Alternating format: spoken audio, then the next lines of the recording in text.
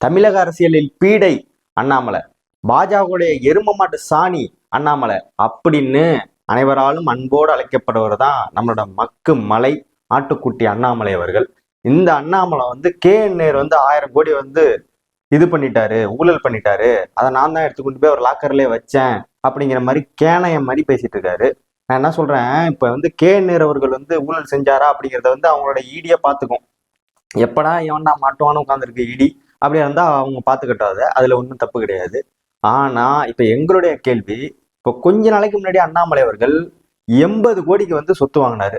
80 கோடி ஏது முதல்ல அண்ணாமலைக்கு? அண்ணாமலை யார் முதல்ல அண்ணாமலை அவர்களுக்கும் பிஜேபிக்கு என்ன சம்பந்தம்? ஒரு சாதாரண ஒரு IPS அதிகாரி எப்படி ஒரு மாநிலத்தினுடைய பிஜேபி, அதாவது மத்தியில் ஆளக்கூடிய கட்சியோட மாநிலத்தில் இப்ப தமிழ்நாட்டுல எப்படி தலைவரா உட்கார முடிஞ்சிச்சு அப்படிங்கிறத அண்ணாமலை உடைச்சு பேச முடியுமா?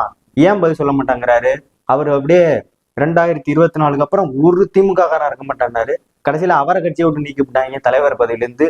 எங்க போய் இருக்காருன்னு தெரியல. இப்ப ஆட்டு சாணி எழுதிட்டு இருக்காரு. சோ இன்னும் கொஞ்ச நாள்ல எருமை மாட்டு சாணியால போறாரு.